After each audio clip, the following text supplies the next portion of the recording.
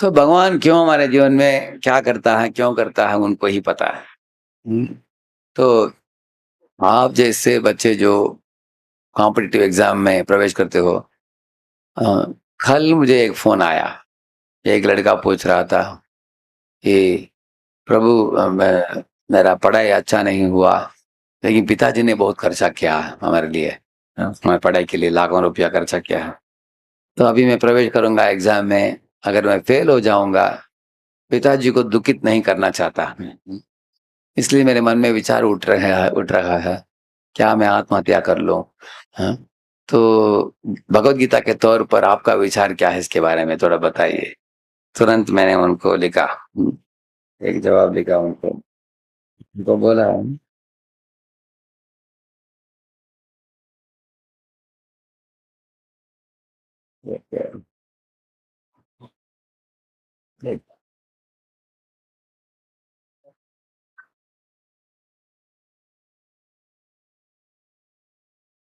ठीक है, मैंने मैंने उसको जवाब ऐसे लिखा था कि देखो, भगवत गीता के अनुसार तुम शरीर नहीं हो, तुम कौन हो? तुम आत्मा हो। और आत्मा कभी भी मरता नहीं है। ये एक शरीर छोड़कर दूसरे शरीर में जाता है। जैसे आप ट्राईसाइकिल चलाते थे, उसको छोड़कर स्कूल में जाने के बाद बाईसाइकिल, और कॉलेज जाने के बाद स्कूटर, और कंपनी जाने के बाद कार, है ना? आपका वाहन बदलता है, लेकिन ड्राइवर एक ही है।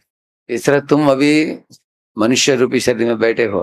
अगर तुम आत्महत्या करोगे तो क्या होगा? गोस्ट बनोगे। हैं? क्या बनोगे? हाँ, पिशाच। और पिशाच का मतलब क्या है?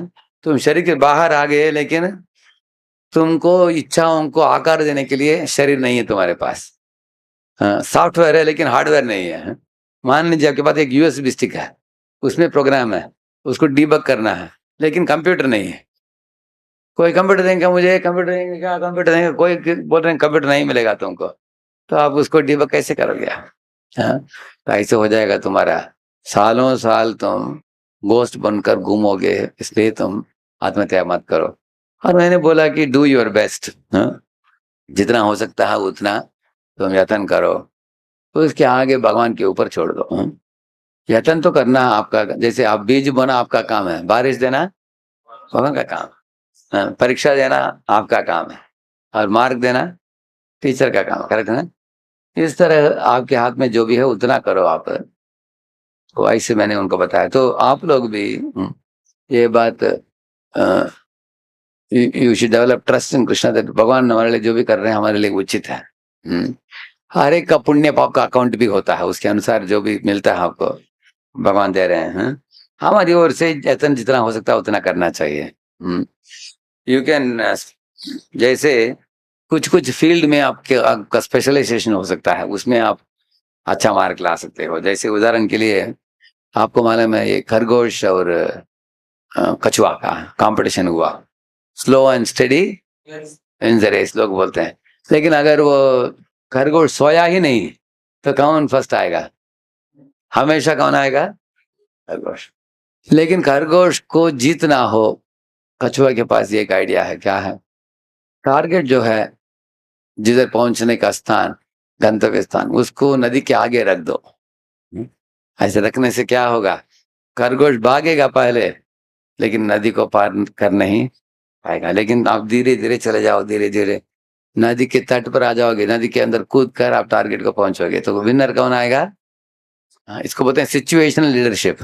हाँ, अभी पानी में लीडर कौन है? जमीन में लीडर कौन है? अगर दोनों जुड़ गए, अभी खरगोश के ऊपर कछुआ बैठ गया, तो तेजी से वो भागेगा। पानी में कछुआ के ऊपर खरगोश बैठ गया, दोनों क्रॉस करेंगे। तो अगर दोनों का कॉम्प्लीमेंट करते हैं अपने टैलेंट्स का, है ना? है? ऐसे करने से आप गंतव्य स्थान पर आसानी से पहुंचोगे, करेक्ट है ना? So you should know in which area you are a situational leader, correct है ना? तो हो सकता है गणित में आप बड़े एक्सपर्ट हो, नहीं तो साइंस में एक्सपर्ट हो, नहीं तो कॉमर्स में एक्सपर्ट हो। तो कुछ भी फील्ड आप लेते हो, जिस एरिया में आपको कॉन्फिडेंस है उस एरिया में आगे बढ़ो। और उसके बाद भगवान के ऊपर निर्भर रहो। Always trust in Krishna's plan, in Krishna's guidance and Krishna's protection.